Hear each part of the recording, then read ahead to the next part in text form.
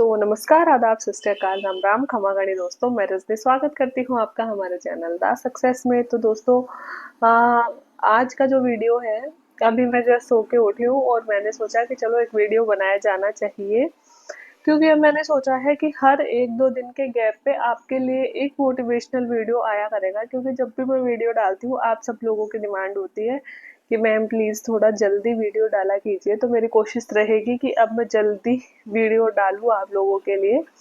बस आप मुझे टॉपिक सजेस्ट करते रहना, है ना, क्योंकि मैं कोई भी टॉपिक रिपीट नहीं करना चाहती, ठीक है। तो आज का टॉपिक है कि आप सब लोगों का सवाल होता है कि मैम कोई भी बुक पढ़ लेते हैं, हमें याद नहीं रहती है, पढ़ी हुई बुक को कैसे याद रखें। हम एक बुक पढ़ते हैं, आगे के चैप्टर पढ़ते जाते हैं, पीछे के भूलते जाते हैं, तो किस तरह से इसको याद करें। देखो, सबसे पहले हमारा ह्यूमन माइंड है, ऐसा कुछ नहीं है कि हम कोई भी, हम आप या कोई भी, कि एक बार जिसने पढ़ लिया वो बुक्स हमें हमेशा के लिए याद हो जाएगी, नहीं होगी। ये शाश्वत सत्य है कि कुछ दिन हो जाएंगे, अगर हम उस बुक को वापस नहीं देखेंगे तो वो भूलते हम जाएंगे।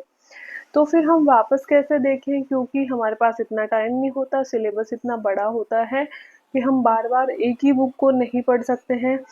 तो इसके लिए सबसे पहले तो देखो, मैं 5 टॉपिक बताऊंगी आपको कि 5 टॉपिक्स में, क्योंकि हमेशा मेरी 5 टॉपिक्स की स्ट्रेटेजी रहेगी अब आगे के जो भी वीडियो आएंगे, कि सबसे पहले तो आप सिलेबस की जितनी भी किताबें हैं, जैसे आप फर्स्ट ग्रेड की तैयारी कर रहे हो या सेकंड ग्रेड की तैयारी कर रहे हो, एक साथ लेकर ना चलें कि हिस्ट्री भी ले ली, ज्योग्राफी भी ले ली, पॉलिटी भी ले ली, साइको भी ले ली, ऐसे एक साथ लेके ना चलें।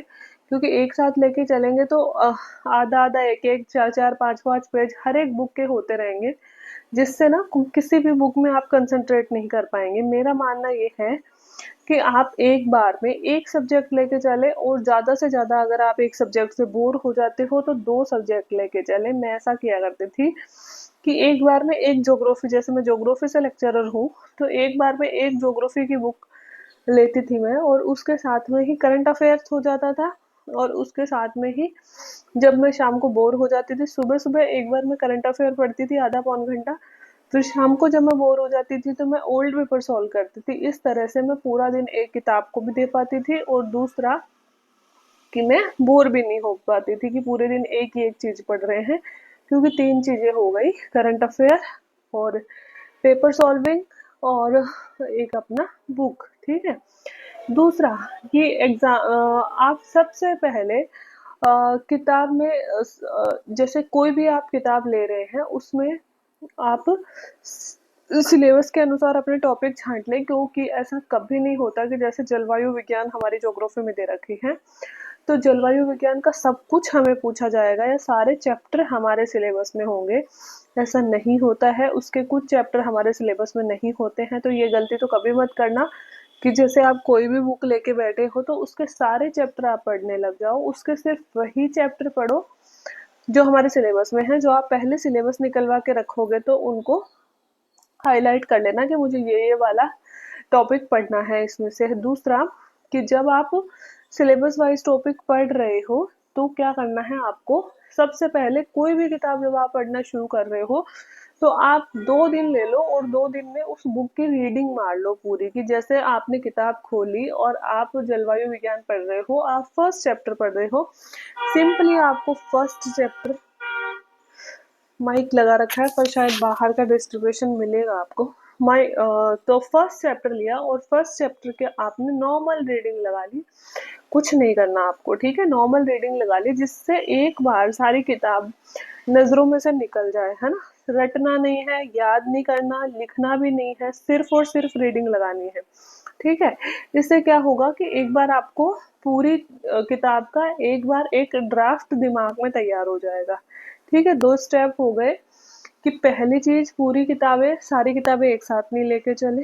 दूसरी चीज कि सिलेबस वाइज चले, और एक बार जो भी किताब आप शुरू कर रहे हैं उस किताब की 2 दिन लगेंगे, एक दिन में तो नहीं होगा, 2 या ढाई दिन लगेंगे। 2 ढाई दिन में हम एक दिन में बहुत सारे पेज पढ़ सकते हैं, ठीक है। तो 2 दिन में आप उस किताब की रीडिंग मार लीजिए, ठीक है। रीडिंग मार ली, इसके बाद में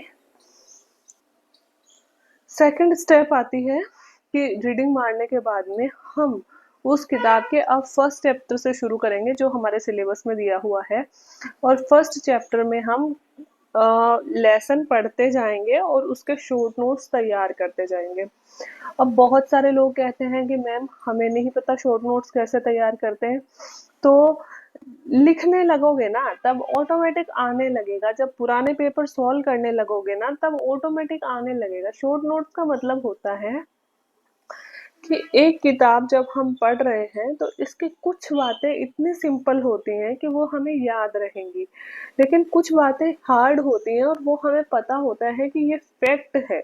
जैसे इसकी खोज इस वैज्ञानिक ने की थी, इस वैज्ञानिक ने इसके बारे में ये कोटेशन दिया था। कुछ चीज़ें बहुत हार्ड होती हैं तो हमें पता होता है कि ये हम कुछ दिन बाद में भूल जाएंगे बस, और वो चीज़ें इम्पोर्टेंट है एग्ज़ाम के लिए। तो वही चीज़ें हमें नोट्स में लिखनी है, ठीक है। तो जब भी आप मतलब कि किताब पढ़ लें एक बार पूरी तो जो हमारा तीसरा पार्ट होगा वो होगा कि उस किताब के चैप्टर वाइज शॉर्ट नोट्स बनाना। एक किताब चाहे 250 पन्नों की हो, आपके शॉर्ट नोट्स 30 पेजेस से ज़्यादा नहीं होने चाहिए। शॉर्ट नोट्स आपको जैसे बनाने आते हैं, जो बनाने आते हैं वो बनाइए। कोई ज़रूरी नहीं है कि कोई बहुत अच्छे शॉर्ट नोट्स बना रहा है और कोई खराब बना रहा है। आपको अपने हिसाब से ये लगना चाहिए कि हाँ यार मैं ये बुक पढ़ रही हूँ और इसमें ये जो क्वेश्चन है ना ये एग्ज़ाम में आने लायक है, ये जो लाइन है वो एग्ज़ाम में शायद पूछ सकते हैं, या ये ऐसी लाइन ये क्वेश्चन तो पहले पूछा गया है। तब आपको अपने आप अंदाज़ा हो जाएगा कि वो चीज़ आपको अपने नोट्स में लिखनी है। एक कॉपी लीजिए, मैं ऐसे करती थी शॉर्ट नोट्स बनाती कैसे थी, जैसे ये कॉपी ले ली, इसके 3 पार्ट कर लेती थी, 1, 2, यहाँ पे स्केल से 3 लाइनें खींच लेती थी, ठीक है।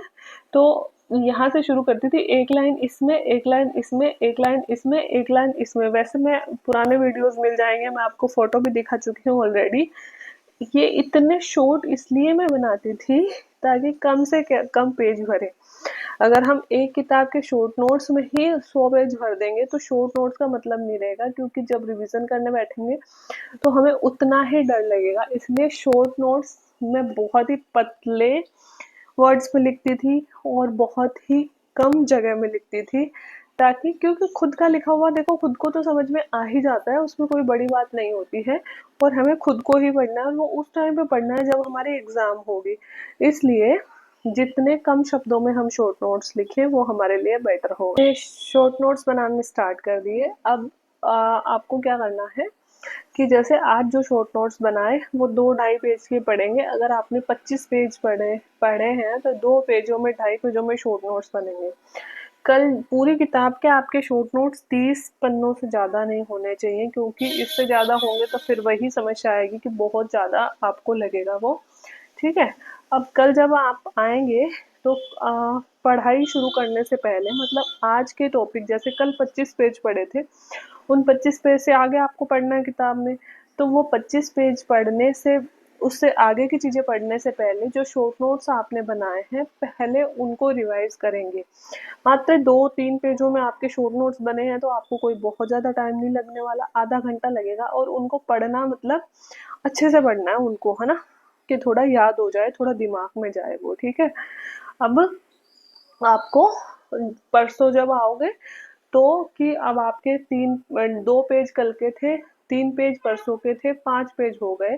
पहले वो 5 पेज पढ़ने हैं, चाहे आधा घंटा पूरा लगे, चाहे पौने घंटा लगे, चाहे कितना भी लगे। ऐसे करते करते डेली जब आप आओगे तो पहले उस किताब के जो भी आपने पुराने शॉर्ट नोट्स बनाए हैं पहले आप वो पढ़ोगे और उसके बाद में आगे की पढ़ाई शुरू करोगे। तो सोचो, और जब सैटरडे आएगा या संडे आएगा तो उससे पहले संडे के दिन, जैसे संडे आता था और जब मैं मंडे को आती थी तो मंडे के दिन मैं क्या करती थी कि अब तक जितने मैंने शॉर्ट नोट्स बनाए हैं, जैसे 2 किताबों के बन गए, तो पहले वो 2 किताबों के शॉर्ट नोट्स रिवाइज कर लेती थी, क्योंकि आप अब रोज उन शॉर्ट नोट्स को पढ़ रहे हो ना तो वो आप इतनी बार पढ़ चुके हो कि आपके याद हो चुके हैं। अब आप बस यूं पढ़ोगे उनको और पन्ने पलटोगे, है ना, इतनी जल्दी पढ़ने लगोगे, क्योंकि डेली आप वो चीज़ पढ़ रहे हो और आपके दिमाग में बस चुकी है वो चीज़ कि हाँ इस पेज पे ये लिखा हुआ है और ये लिखा हुआ है ना अच्छे से। इस तरह धीरे धीरे करते करते आपके पास हर एक बुक के शॉर्ट नोट्स हो जाएंगे और आप आराम से अपनी बुक्स का रिवीजन कर सकोगे।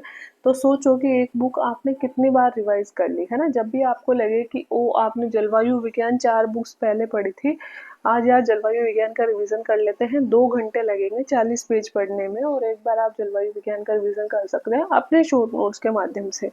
वापस वो किताबें कभी पढ़ने की ज़रूरत नहीं पड़ेगी। और अगर आपको ऐसा लगे कुछ कि आपने शॉर्ट नोट्स में आपका कुछ छूट गया, जैसे आप डेली पेपर सॉल्व कर रहे हो, कुछ ऐसे क्वेश्चन आ रहे हैं जलवायु विज्ञान में से जो आपने वहाँ शॉर्ट नोट्स में नहीं लिखे, वो भी उतारते रहो शॉर्ट नोट्स में, है ना, कि भाई ये हमारे नोट्स में नहीं था, ये सारी चीज़ें, ये भी इम्पोर्टेंट है, ऐसा क्वेश्चन आया हुआ है, चलो ये मैं ये भी शॉर्ट नोट्स में लिख लेता हूँ। इस तरह से आपके एक बढ़िया शॉर्ट नोट्स तैयार हो जाएंगे और बहुत ही बढ़िया वाला रिवीजन हो जाएगा। ठीक है। और लास्ट, जब आपकी बुक पूरी होगी तो जैसा कि मैंने कहा, जब आप पूरी होती है तो लास्ट डे पे आप उस बुक का शॉर्ट नोट्स जो आपने बनाए हैं उनका आराम से रिवीजन कर लो, फिर दूसरी बुक स्टार्ट करो, फिर दूसरी बुक में यही प्रोसेस अपनाओ।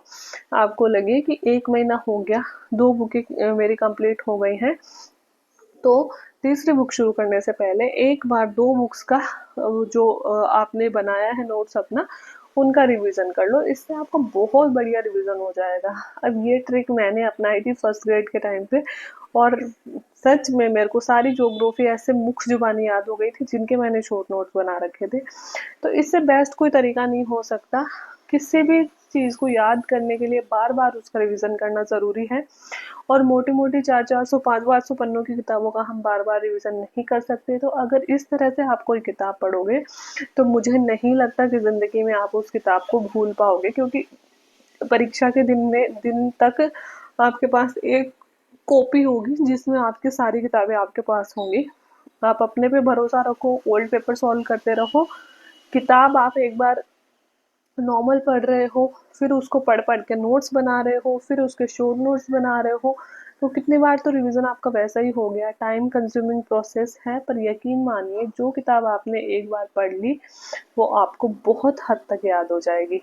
ठीक है, तो आज के लिए इतना ही। अगर वीडियो अच्छा लगा तो please do like share and subscribe my channel. नीचे अपने प्यारे प्यारे कमेंट छोड़ देना, ताकि क्या हो कि मुझे प्रतिक्रिया मिलती रहे कि हाँ, चैनल पे मैं जो आपके लिए अपलोड कर रही हूँ वो आपको पसंद आ रहा है कि नहीं आ रहा है। बाकी वीडियो देखने के लिए thank you so much. Bye bye.